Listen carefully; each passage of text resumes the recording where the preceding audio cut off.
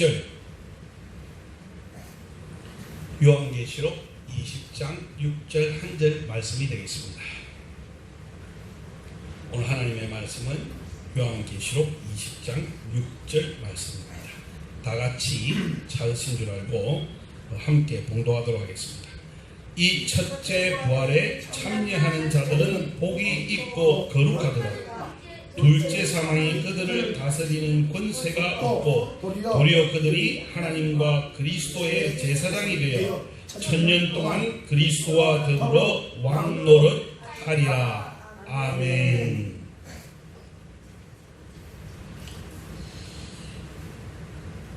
오늘 너희는 왕같은 제사장이여라 라는 제목으로 은혜를 나누고자 합니다. 다 같이 기도를 드리겠습니다. 하나님 아버지 감사합니다. 오늘도 복된 주일지를 함께 모여서 주님 앞에 예배드리고 또 이렇게 귀한 하나님의 말씀을 듣게 해주신 것 감사합니다. 오늘도 주실 하나님의 말씀을 저희들이 받기를 원합니다. 하나님, 저희 마음이 옥토밭이 되게 하여 주시옵소서. 열매 맺게 하시고 이거 생명이 더할 수 있도록 도와주시고 또 아버지 하나님 새롭게 되는 그런 은혜도 임하게 하여 주옵소서. 부정한 종에게 성령으로 기름 부으셔서 오늘도 아버지 하나님의 뜻만을 선포하는 귀한 시간 되게 하옵시고 하나님 홀로 영광 받아 주옵소서. 예수님의 이름으로 기도합니다. 아멘.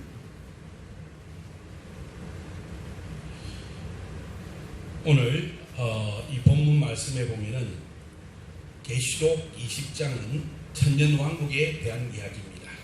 천년왕국에 대해서 이야기할 때에 이 6절 말씀에 첫째 부활에 참여하는 자들이 있다.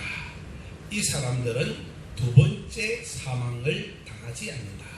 그럼 이 사람들은 어떠한 사람들인가에 대해서 그 밑에 나오기를 그들이 하나님과 그리스도의 뭐가 되고요?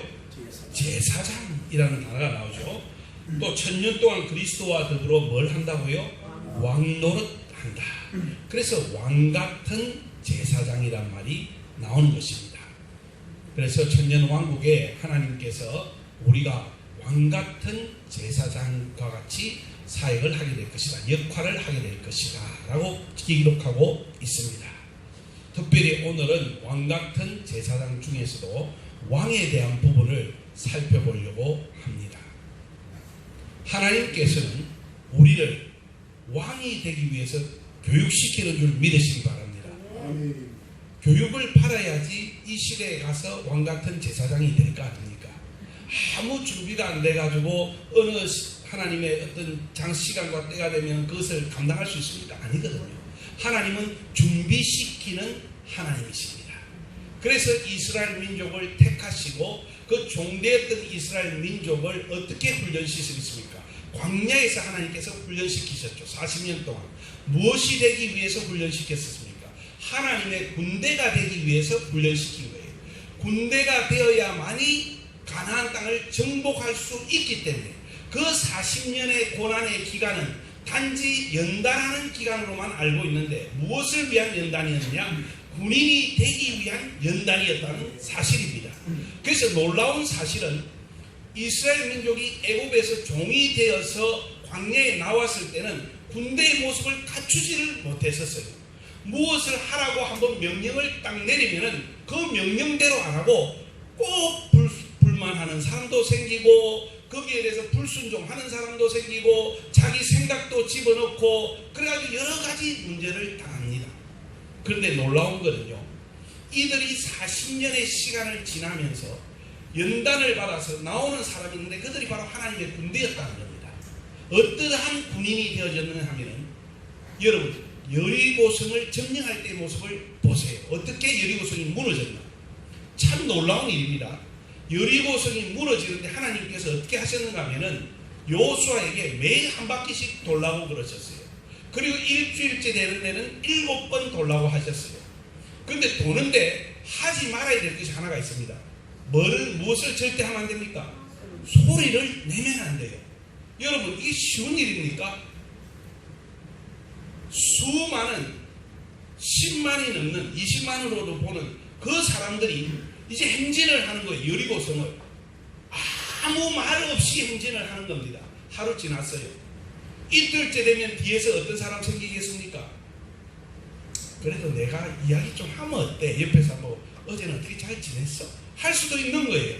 그런데 이틀째도 아무 말 안 했다는 겁니다.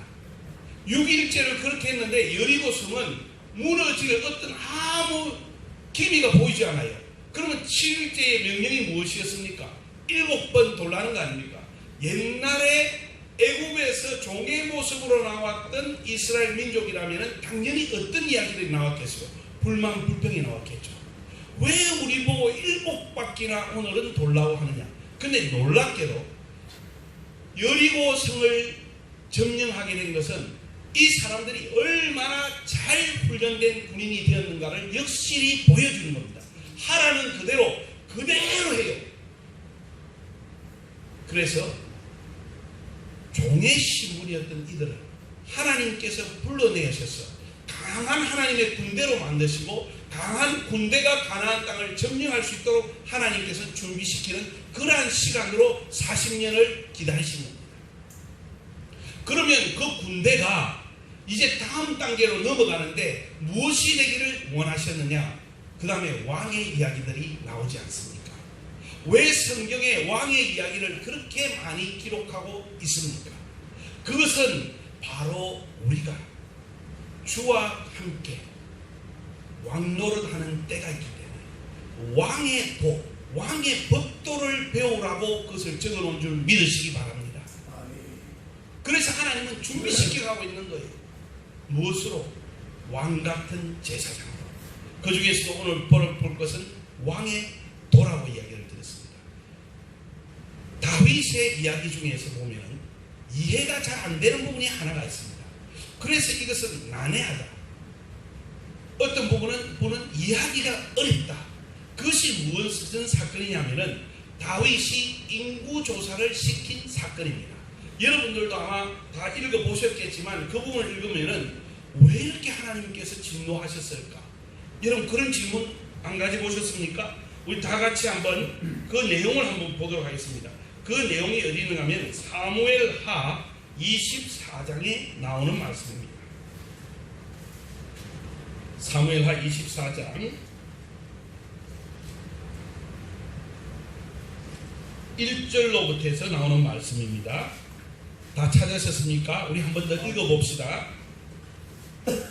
여호와께서 다시 이스라엘을 향하여 진노하사 그들을 치시려고 다윗을 격동시키사 가서 이스라엘과 유다의 인구를 조사하신지라. 이에 왕이 그 곁에 있는 군사령관 요압에게 이르되 너는 이스라엘 모든 지파 가운데로 다니며 이제 단에서부터 브엘세바까지 인구를 조사하여 백성의 수를 내게 보고하라 하니.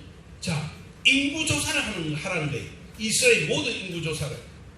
그런데 이 일 때문에 몇 명이 죽는 일이 발생했습니까? 7만 명이 질병으로 죽는 일이 발생했어요. 그리고 다윗은 이렇게 고백합니다. 그 10절 말씀해 보세요. 다윗이 백성을 조사한 후에 그의 마음이 자책하고 다윗이 여호와께 아뢰되 내가 이 일을 행함으로 큰 죄를 범하였나이다. 아니 인구조사를 하는 것을 놓고 다윗이 뭐라고 고백합니까?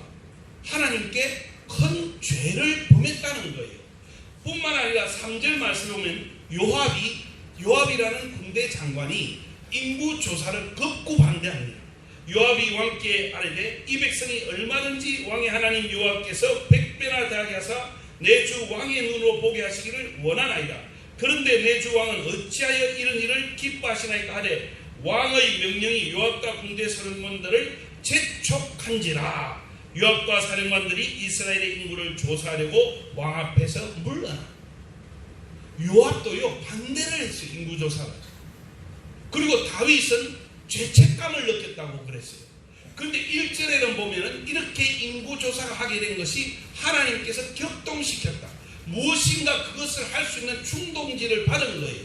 뭔가 갑자기 하고 싶어진 거예요. 다윗이. 갑자기 인구조사가 하고 싶어진 거예요. 그래서 하라고 하니까 자기의 군대 장관과 사령관들이 다 반대하는 거예요. 재촉해가지고 억지로 시켰어요. 그런데 결론은 뭐였느냐? 다윗은 큰 죄를 범하였다 그러고, 그 다음에 나오는 말씀 15절의 말씀에 보면은 이에 여호와께서 그 아침부터 정하신 때까지 전염병을 이스라엘에 내리시니 단에서부터 브엘셀바까지 백성의 죽은 자가 7만 명이었다. 이해가 가십니까? 인구조사가 잘못된 겁니까? 여러분 어떻게 생각하세요? 이 도대체 무슨 일이야? 하나님께 왜 이렇게 크게 진노하셨을까? 왜 군대 장관을 걷고 말리고 다윗은 하고 나서 이렇게 크게 후회하면서 죄를 범했다고 했을까? 이것이 난제예요, 난제. 그런데 왕에 걸어야 할 길이 있습니다. 왕이 행해야 할 일이 있어요. 그걸 왕도라고도 합니다. 하나님께서는 왕이 반드시 해야 될 도를 주셨어요. 무엇을 해야 되느냐? 그 중에서 하지 말아야 될 것도 하나님께서 주신 적이 있습니다. 우리가 그것을 깨닫지 못하면 이 성경 말씀이 이해가 안 되게 돼 있어요. 그 말씀이 어디에 있는가 하면은 바로 신명기 17장입니다. 17장 14절에서 17절의 말씀입니다. 신명기 17장 14절로부터 해서 17절 말씀 제가 읽겠습니다. 내가 내 하나님 여호와께서 내게 주시는 땅에 이르러 그 땅을 차지하고 거주할 때에 만일 우리도 우리 주의 모든 민족들 같이 우리 위에 왕을 세우겠다는 생각이 나거든 반드시 내 하나님 여호와께서 택하신 자를 내 위에 왕으로 세울 것이며 내 위에 왕을 세우려면 내 형제 중에서 한 사람을 할 것이요 내 형제 아닌 타국인을 내 위에 세우지 말 것이며 그는 병마를 많이 두지 말 것이요 병마를 많이 얻으려고 그 백성을 애굽으로 돌아가게 하지 말 것이니 이는 여호와께서 너희에게 이르시기를 너희가 이후에는 그 길로 다시 돌아가지 말 것이라 하셨음이며. 자, 16절의 말씀, 이 말씀은 무슨 내용입니까? 왕이 하지 말아야 될 것 첫 번째가 있어요. 뭡니까? 군대를 어떻게 하라? 많이 두지 마라. 첫 번째는 많이 두지 마라. 심지어는 애굽에까지 가서 군대의 도움을 얻으려고 하지 말라는 겁니다. 왕이 하지 말아야 될 것이 한 가지가 있어요. 그게 뭐냐? 군대를 두는 거는 좋은데 많이 두지 말라는 거예요. 그리고 애굽에 가서 도움을 청하려고 병마를 도움을 청하려고 애굽으로도 돌아가지 말라는 겁니다. 이게 첫 번째예요. 바로 다윗은 여기에 걸린 겁니다. 다윗이 인구조사를 했어요. 왜 인구조사를 했습니까? 여러분이 생각하는 어린아이부터 해가지고 수를 시어려가지고 이 백성들이 얼마나 되는가 인구조사를 한 것이 아닙니다. 무슨 조사를 했는가 하면은 군대 조사를 한 거예요. 싸울 수 있는 군인이 몇 명인가. 그것이 바로 다시 사무엘상으로 들어가면요. 사무엘하로 들어가서 다시 봅시다. 24장에 9절의 말씀해 보세요. 24장 9절 신명기는 잡고 계시고 24장 9절로 가보면은 요압이 백성의 수를 왕께 보고하니 곧 이스라엘에서 뭐를 하는 자가? 칼을 빼는 담대한 자가 몇 명이라고요? 80만 명이요. 유다 사람이 50만 명이었다. 지금 인구조사 뭘 한 겁니까? 칼을 빼는 자. 몇 명이나 장정 싸움을 할 수 있는 군대가 있는가? 80만이나 됐다. 하나님께서 하지 말라는 1번에 딱 걸려버린 거예요.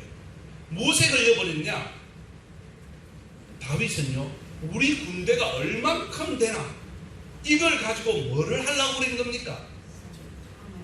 그것으로 힘을 과시하려고 하고 그곳에 바로 자기 자신을 의지하려고 했던 거예요. 여기에 딱 잡혀버린 거예요. 왜? 전쟁은 누구에게 속했다? 하나님께. 할렐루야. 수에 많고 저금에 있지 않다는 겁니다. 그런데도 불구하고 수를 시었는데 무슨 수를 시었냐? 군대의 숫자를 실려버린 거예요. 이 말씀, 신명기의 말씀은 바로 모세를 통하여 주어진 말씀입니다. 이미 경고하셨어요.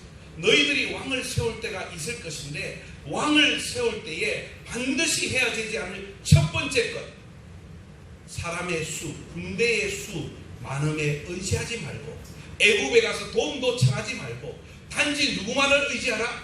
하나님만을 바라라. 할렐루야. 그래서 천년왕국에서 왕노를 하는 사람은 누구냐? 다른 거 의지하지 않습니다. 하나님만 의지하는 자입니다. 할렐루야. 교인 수 많은 거 의지하는 거 아닙니다. 할렐루야. 그 많고 적음에 있는 것이 아니에요. 하나님 나라는 거기에 따라서 큰 목회, 적은 목회, 왜 이런 말을 하는지 모르겠어요. 주신 달란트대로 사역하는 거예요. 아멘. 하나님 주신 대로 맡겨주신 거 충성하면 되는 거지 비교할 필요가 없는 것입니다. 많으면 많은 대로 하나님께서 더 요구하실 것이고 적게 받은 선 적게 받은 대로 하나님께서 또 하실 것이고 하나님은 공의로 하시는 하나님인 줄 믿으시기 바랍니다. 아멘. 그런데 이 세대는요 어떻습니까? 무엇으로 자꾸 우리 사역자들이 힘을 얻으려고 그래요? 의지하려고 그래요? 위험한 것입니다. 이게 바로 위험한 거예요. 내가 한 것이 아닙니다. 바로 하나님께서 하시는 일인 줄 믿으시기 바랍니다. 그래서 이 부분을 내려놓아야 돼요. 자꾸 술을 쉬려고 합니다. 저도요 어떨 때 그런 유혹이 와요. 도대체 선교사가 몇 명이나 여기서 훈련받고 나갔지? 알고 싶을 때가 와요. 그래도 내려놔야 돼요. 할렐루야. 숫자로 무슨 자랑하려는 마음이 있어서는 안 된다는 겁니다. 숫자가 중요한 게 아니에요. 우리는 그 수보다 누구를 의지하느냐? 바로 하나님을 의지하는 그러한 믿음의 사람들이 되어야 될 줄 믿습니다. 그래서 다윗이 여기에 첫 번째 계명, 왕으로서 해야 되지 않을 첫 번째 계명, 바로 요압도 알았던 바로 그 문제를 다윗이 소홀히 여기는 바람에 하나님으로부터 큰 징벌을 받게 되는데 7만 명이나 되는 사람들이 전염병으로 죽는 바로 그런 일이 일어나게 되었다는 겁니다.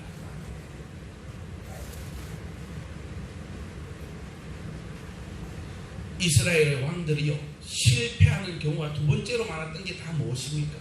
전쟁이 일어나고 위험만 생기면요 누구한테 갑니까?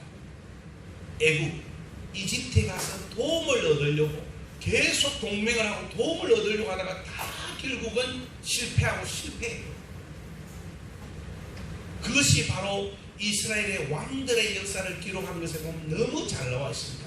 왕들이 어디에서 실패했는가? 하나님을 온전히 의뢰하지 않고 사람을 의지하기 시작할 때 넘어지는 순간인 줄 믿으시기 바랍니다. 어떤 분이요 저희 선교 훈련센터에 와서 보고는 돌아가서 보고를 한 기사를 내가 글을 한번 봤어요. 이분이 뭘 해놨는가 하면은 감사하게도 이 선교센터는 기도로 구하고 기도로 응답받고 기도로 물질이 채워지는 순전히 기도로 살아가는 희한한 세상에 살고 있는 그러한 사람들을 보았다는 겁니다. 왜 그렇습니까? 사람을 의지하지 않기 때문인 줄 믿으시기 바랍니다.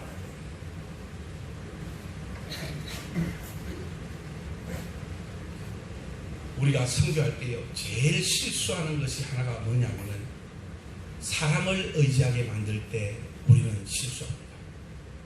선교지의 사람들이 선교사를 의지하게 되고 선교사를 통해서 무엇인가 얻게 될 것이다, 물질적으로 도움을 얻게 될 것이라고 하는 관계로 가면요 다 문제가 생기더라고요.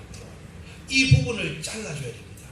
모든 사람을 제자화시킬 때는 하나님을 의지하는 법을 훈련을 시켜야지 선교사를 의지하게 하면은 그 순간부터가 문제가 다 생겨나는 거예요. 선교지의 대부분의 문제들은 뭐냐면은 마치 선교사가 그 사람을 고용해가지고 어떤 월급과 사례를 주면서 일을 시키는 것으로 가니까 이 사람들이 선교사를 의지하는 거예요. 물질이 거기서 나온다고. 이게 아닙니다. 물질은 선교사에게 나오는 것이 아니라 하나님께서부터 나온 것인 줄 믿으시기 바랍니다. 그래서 19년 전부터 17년 전에 캄보디아에 처음으로 선교사를 보내면서 선교 정책을 어떻게 딱 썼느냐 하면은 캄보디아에 교회를 개척하게 되면 땅은 필리핀 사람들이 헌금을 해서 한 것으로 그 땅을 살 것이다. 그리고 그 건물은 캄보디아 교인들이 기도해가지고 자기들이 응답받아서 세우는 그러한 모델을 만들 것이라고 하는 그 생각을 딱 가지고 있었어요. 왜냐하면 선교 생활을 하다 보면은 항상 문제가 건물은 남았는데 사람은 없는 경우, 이런 경우가 허다해요. 왜? 자기의 헌신과 희생이 하나도 안 들어갔기 때문에 교회에 문제가 생기면은 다 나가버리는 거예요. 희생과 헌신이 없이는 이런 건물도 지어지셔서는 안 되는 겁니다. 건물은 우리가 필요한 정도지 이것을 통해 사실은 우리가 자라야 되는 줄 믿으시기 바랍니다. 그래서 옛날에 기도원들 보면은, 원장님들 이야기들을 보면은 다 자기가 밑에서부터 돌이니 뭐니 하나씩 들고 가가지고 산에 가가지고 돌로 성전을 쌓았다, 뭐 그런 이야기들 있잖아요. 희생이 있어야지 세워지는 줄 믿습니다. 그래서 그곳에 가가지고 이제 땅을 사게 되었을 때 어떤 분이 그런 분들이 있었어요. 목사님, 제가 그곳에 교회 하나 세워드리겠습니다 하는 한국 분들도 계셨어요. 그런데 한 귀로 듣고 한 귀로 흘려버렸어요. 왜? 감사하지만은 이분이 할 일이 아니다. 하나님께서는 어떤 일을 할 때에 그 일을 위해서 준비해놓은 사람이 있는 줄 믿으시기 바랍니다. 아멘. 다 하겠다고 해서 그 일에 하나님 쓰시는 게 아니에요. 하나님의 어느 기준이 딱 맞아 떨어지면 그걸 딱 쓰시는 줄 믿으시기 바랍니다. 쓰임 받았을 때 축복이 임하는 줄 믿으시기 바랍니다. 물질이 있어서 축복이 아니고 그 물질이 하나님의 정말 뜻대로 쓰임을 받았을 때 축복이 오는 것입니다. 그래서 캄보디아에 땅을 사게 되었을 때 그게 한 10,000불이 넘었었어요. 한 몇백만 원이 됐습니다. 필리핀 교회에는 이게 상당히 큰 돈입니다. 그런데도 도전을 줬어요. 여러분, 필리핀에서 선교사가 나가지 않았습니까? 여러분들이 도와야 됩니다.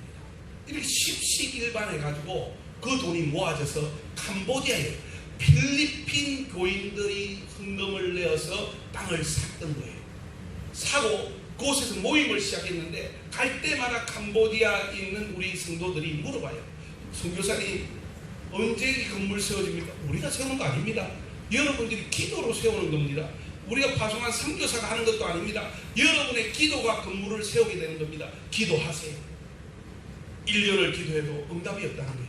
2년째 가도 응답이 없다는 거예요. 3년째 딱 됐는데 갑자기 일이 하나 발생해요. 무슨 일이 발생했냐? 미국 어느 주에 있는 한 교회가 캄보디아에 교회 건물을 지어주기로 결정을 한 거예요. 그런데 조건이 뭐냐? 캄보디아 사람이 목회를 하고 있어야 되고 캄보디아 사람이 땅을 가지고 있어야 된다. 그 교회가 그곳에 우리가 지어주겠다는 정책을 딱 만든 거예요. 그러니까 여기하고 딱 맞아떨어진 거예요. 할렐루야. 땅은 있는데 건물이 없는 거예요. 그래서 이곳에서 재정을 가져와 자신들이 와서 봉사하면서 건물을 아름답게 지었어요. 할렐루야. 이것을 보면서요, 캄보디아에 있는 성도들이 야, 정말 기도로 하나님의 교회는 치워지는 것이구나. 할렐루야. 이것이 모델이 되어지고 이것이 간증이 되어지는 것 아니겠습니까? 빨리 한다고 좋은 것이 아니더라고요. 어떨 때는 당장에 이분 재정이 있는데 제가 이분한테 가서 좀 도와주세요 말 한마디면 이해할 사람들이 있거든요. 그럴 때 안 가게 되는 거예요. 왜? 기도하고 또 기다리고 또 기다리고 또 기다리면요, 하나님께서 희한하게 역사하십니다. 저희들이 저 성교훈련센터에 새로운 건물을 하나 지으면서 강당과 도서관과 이제 강사고만 머물 새로운 건물을 하나 지어야 되는데 하나님 기도를 하고 또 기도를 했어요.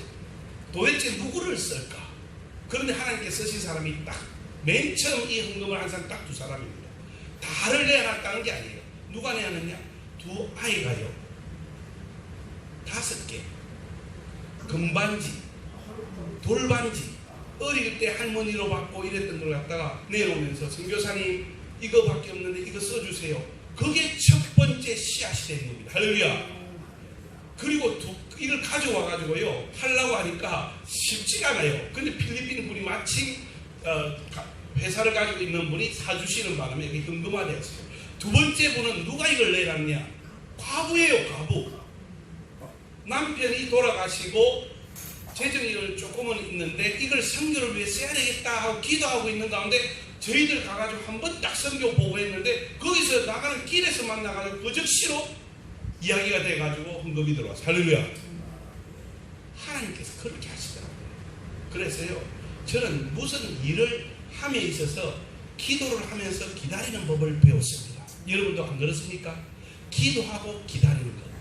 왜 우리가 기도하고 기다립니까? 바로 우리는 왕의 도를 배우는 사람들이기 때문에. 할렐루야. 하나님을 의지하는 것을 배우는 것이지 애굽에 가서 뭐가 있대서 사람에게 이야기하고 뭐를 내가 가지고 있는 힘과 내가 가지고 있는 무엇에 의지하려고 하지 않기 때문에. 안 그렇습니까? 두 번째 왕의 도가 있습니다. 두 번째 왕의 도는 무엇이냐면은 다시 신명기 17장 17절로 가봅시다. 두 번째 이제 하지 말아야 될 것이 있습니다.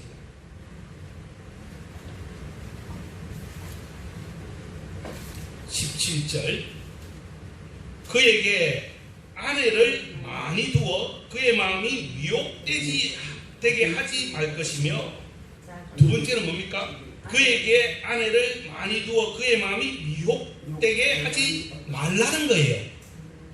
이게 두 번째 하나님이 주신 하지 말아야 될 것입니다. 왕으로서. 이게 바로 모세 때의 이야기가 된 거예요. 근데 실제로 여기에 딱 걸린 사람이 누굽니까? 솔로몬 아니에요.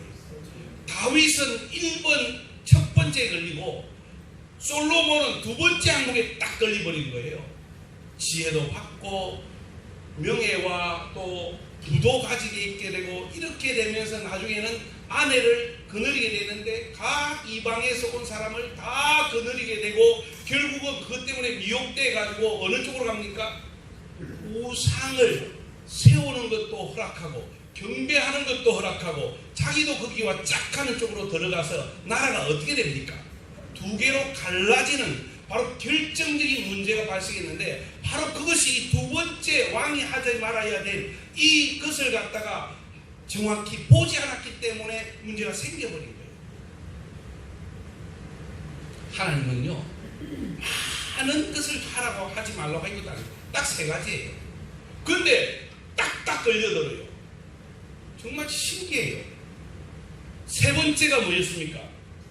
자기를 위하여 은금을 많이 쌓지 뭐라고요? 말아라. 은금을 많이 쌓지. 누가 딱 걸려들었습니까? 금과 은 많아가지고 그걸 보여주려고 하던 사람이 있죠. 누굽니까? 히스기야 왕 아닙니까? 히스기야 왕이 발병이 나가지고 죽게 되었다가 살아났잖아요. 그리고 나서 딱 한 일이 무엇입니까? 바벨론에서 왕이 사자들을 딱 보냈는데 축하한다고 사자들을 보냈는데 온 사자들에게 뭘 보여줬습니까?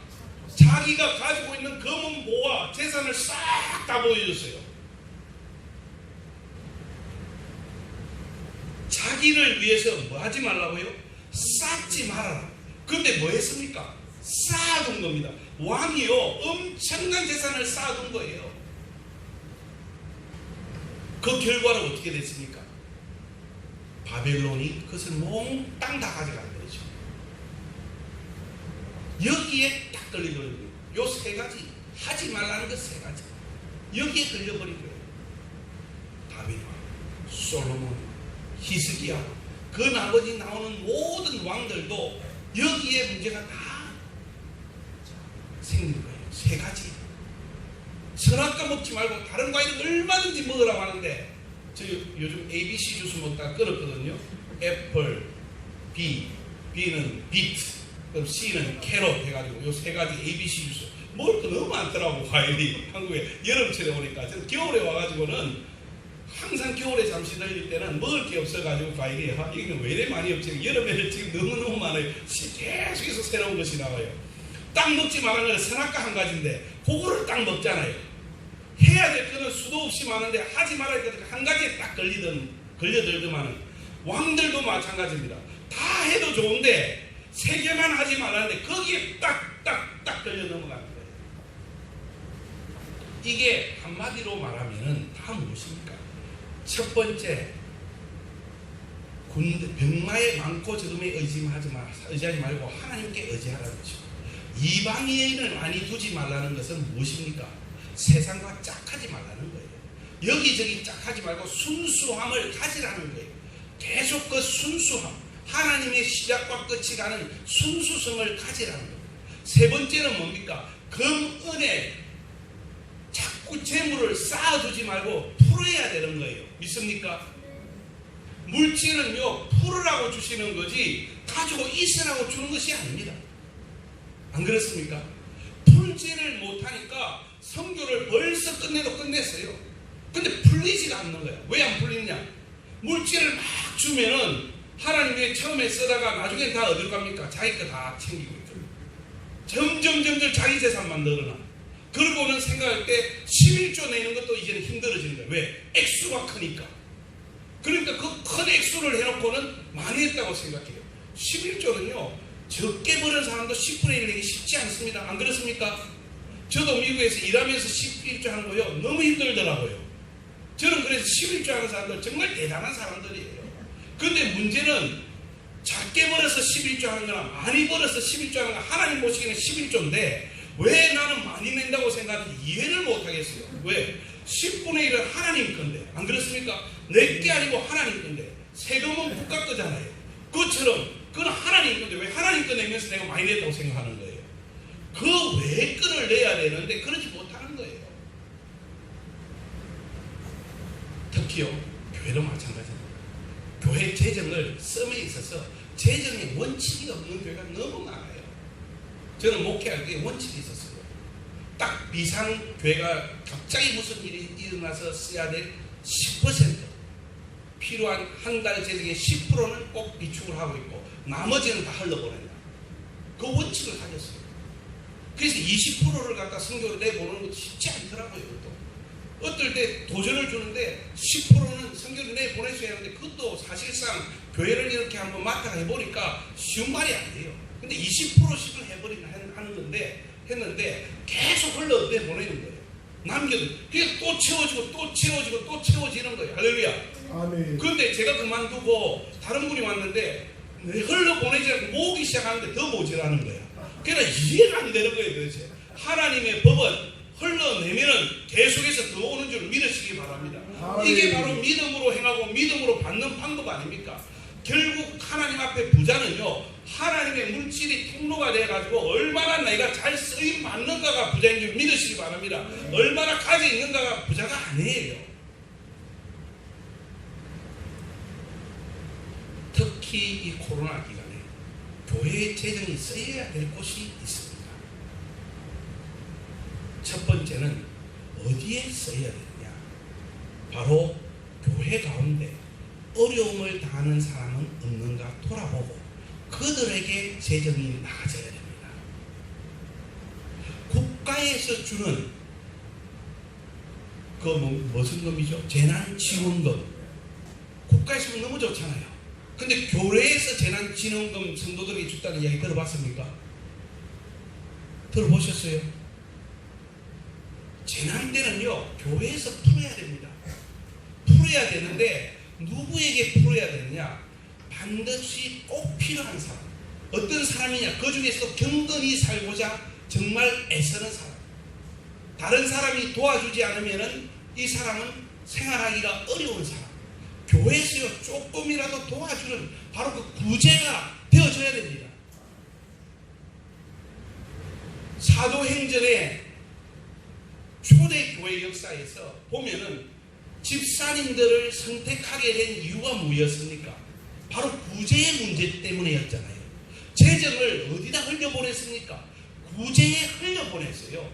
그 당시에는 과부라고 하는, 정말 남편이 없어가지고 도저히 어떤 생활하기 어려운 사람, 자식들도 도와주지 못하는 사람, 이런 사람을 우선적으로 도와야 되고, 자식이 있다면 자식들에게 이야기를 해서라도 부모를 도와라고 교육을 시켜야 돼요. 그래서 반드시 필요한 사람에게 교회가 얼마라도 돕는 일을 해가지고 교회 안에 무엇이 되어야 되느냐? 바로 물질이 이렇게 서로 쓰여져서 정말 어려울 때 서로 힘이 되는걸 하는 이 간증이 나타나야지 하나 그리스도의 이름이 그 교회에서 드러나는 줄 믿으시기 바랍니다. 첫 번째 이거 해야 돼요. 교회 안에 어려운 어떤 사람이 있는가를 둘러보고 도와주는 것. 이 구제는요, 엄밀히 할수록 좋습니다. 구제는 엄밀히. 오른손이 하는 일을 뭐도 모르게 해요? 왼손도 모르게 해요. 엄밀히 하는 거예요. 근데 선교헌금 엄밀히 하는 사람이 있어요. 선교헌금은 엄밀히 하는 게 아닙니다. 무슨 선교사가 뭐 구제받는 사람입니까? 아니잖아요. 구제는 엄밀하게. 두 번째 교회 재정이 있어야 될 부분이 있어요. 그 부분은 뭐냐? 바로 교회가 교회를 돕는 일입니다. 잘 들으세요. 교회가 교회를 돕는 일. 자, 잠시 한번 봅시다. 성경 사도행전 11장 27절로부터 해서 30절입니다. 사도행전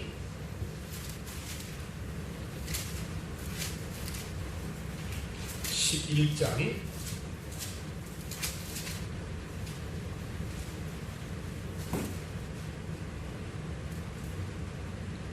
27절로부터 해서 30절. 예, 있습니까?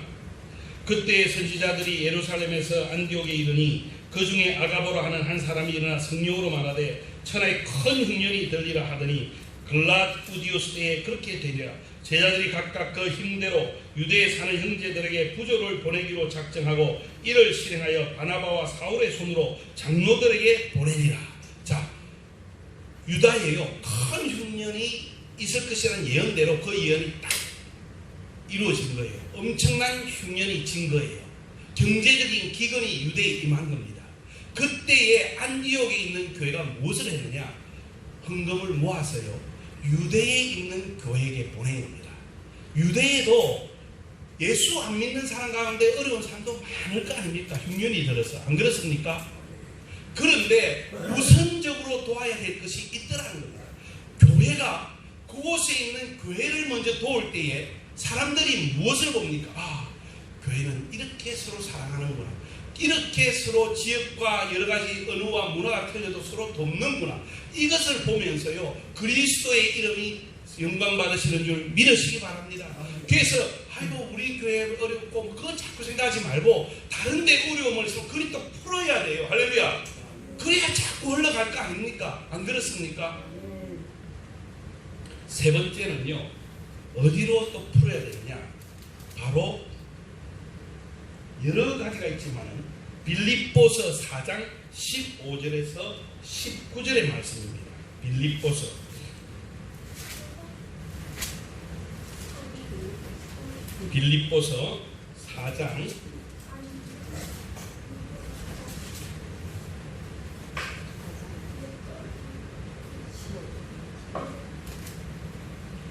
빌립보서 4장 15절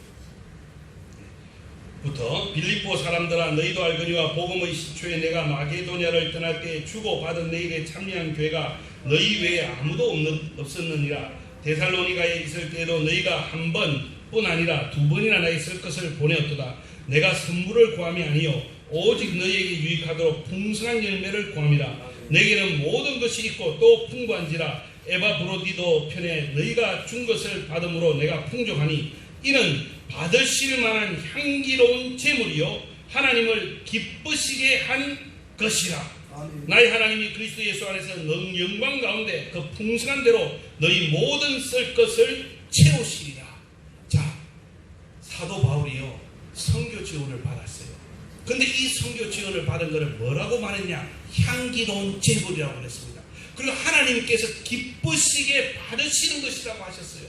바로 이 부분을 우리가 도와야 되는 겁니다. 왜 이 부분을 도와야 되느냐? 선교를 여러 도울 곳이 많아요. 근데 왜 선교냐면은 선교사는요 어디에 가나 이방인입니다. 선교지에 오래 있었다고 해서 마치 그 나라 사람과 같이 생활하고 말하고 하는 것이 되어졌는 것 같이 실상은 여전히 외부인인 거예요. 여기에 많은 다민족들이 살고 있습니다. 한 수천 명에 3천 명 정도가 제가 있는 걸로 알고 있어요. 이분들이 우리가 보면은 여전히 자기들은 한국에 산다고 생각하지만 우리는 어떻게 보입니까? 외국인이에요. 이방인이에요. 선교사들은요 현지에 나가면은 정말 그곳에는 뭐와 같으냐? 이방인. 이번에 간증을 드렸지만은 기도를 하면서 하나님 어떻게 합니까? 라오스에 지금 선교사들이 15명이 있는데 이들이 다 자비량으로 선교를 하고 있는데 지금 학교에서 영어를 가르치면서 근데 코로나로 인해서 학교에 문이 닫혀가지고 월급을 못 받게 됐다고 하는데 하나님 어떻게 합니까? 참 놀라운 건요, 학교에 공립학교인데 공립학교에 영어 선생으로 있는데도 불구하고 자기 나라 사람들은 월급이 나가요. 근데 외국 사람은 안 나가요. 라오스가. 그래서 그 재정으로 달세를 내고 그 재정으로 필요한 걸 채워가지고 사역을 하고 있는데 2달 가까이 지금 문을 닫게 된 거예요. 15명의 문제가 다 생겨버린 거예요. 그래서 기도하면서 하나님 정말 이를 어떻게 해야 되겠습니까? 어떻게 저들을 도와야 되겠습니까? 제가 사업이라도 하면 좋죠. 근데 사업하고 뭐 전부 다 내일은 다 포기하고 주님 다른 거 아닙니까? 뭐 한다 다시 사업할 것 같으면 아예 사업하고 축복하셨을 건데 하나님 다 버리고 따라 했으니까 그렇게 하고 있는 거 아니에요. 하나님만 의지하는 거죠. 기도하는데 갑자기 필리핀 한 교회에서 연락이 온 거예요. 목사님, 저희들이 좀 어려운 사람을 돕고자 하는데 필리핀에 좀 어려운데 좀 알면은 알려주세요. 거기 아마 시골에 많은 어려운 사람들이 있을 건데 우리가 쌀이라도 한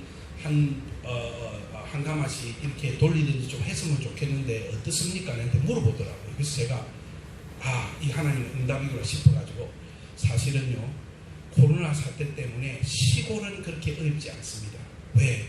시골은 대가족으로 살고 농가 밭을 하고 있는 사람들도 많고 과일을 심어놓은 사람도 많기 때문에 하루하루 살아가는 데는 그렇게 큰 차이가 지금 많이 나지는 않는 상황입니다. 오히려 수도권에 있는 분들 가운데 하루하루를 먹고 살아야 되는 일용직 노동자들이 많은데 이분들이 사실은 더 어렵습니다. 그런데 이거보다 여러분들이 도와야 될 사람이 하나가 있는데 바로 필리핀 선교사로서 라오스에 가 있는 선교사님들입니다. 하면서 쭉 사정을 이야기했어요. 그러니까 얼마가 들겠는가 한번 그걸 뽑아보래요. 그래서 제가 한 달 비상으로 나갈 수 있는 재정을 해가지고 올렸어요. 그런데 그 모임에서 당회에서 그것이 필리핀 교회에서 허락이 떨어졌다는 거예요. 그래서 그 재정을 보내줄 수가 있었어요. 여러분, 우리가 이런 사태를 당하면요, 인간적인 측면에서 휴메니테리안이라고 그러죠. 어려운 사람들 돕는 거 참 좋습니다. 그것도 필요해요. 하지만 우선순위를 우리가 잊어버려서는 안 되는 줄 믿습니다. 우리가 보낸 선교사님, 저들은 지금 어떤 상황에 있는가, 그것을 돌아보아야 될 줄 믿습니다. 기도해 줄 거는 물론 나도 어렵지만 그러나 나는 여기에서 이방인이 아니잖아요. 그렇지만 그들은 이방인인 거예요. 많은 선교사님 중에서는요, 돌아오려는 비행기를 놓쳐가지고 불법 시세가 돼가지고 있는 분도 있고요. 한국에 들어왔지만은 한국에 있는 선교관들이 코로나 사태 때문에 선교사들 받아들이기가 겁이 나서인지 여선인지 모르지만 그것도 문을 닫아가지고 들어갈 곳이 없는 것도 많대요. 이런 일들을 당하고 있습니다. 그래서 우리가 정말 하나님께서 우리에게 가르치는 게 뭐냐, 왕의 도, 왕도, 왕으로서는 어떠한 길을 걸어가야 될 것이냐 했을 때에 세 가지. 전적으로 하나님을 의뢰하고 사람을 의뢰하지 말자. 이 하나님만 바라고 우리가 순수함으로 나아가지 이 세상에 짝하고 이 세상의 방식대로 살지 말자. 믿음으로 사는 것이지 우리 이 세상의 방식과 이 세상에 말하는 그러한 물질의 축복을 따라 그걸 하지 말고, 물질을 쌓아두지 말고 다 버리라는 거 아닙니다. 쌓아두는 걸 말하는 거예요. 어느 정도 가지고 있는 거 가지고 말하겠습니까? 왕이 왜 그래 많이 쌓아놨겠어요? 난 이해가 안 돼요. 풀어서 그 나라에 얼마나 여러 사람 도울 일이 많겠습니까? 왜 그래 많이 쌓아버려요? 쌓지 말고 풀 때에 우리가 하나님의 역사가 일어나는 줄 믿습니다. 그래서 우리 오늘 이 말씀 들으면서 다 같이 기도하겠습니다. 왕의 도.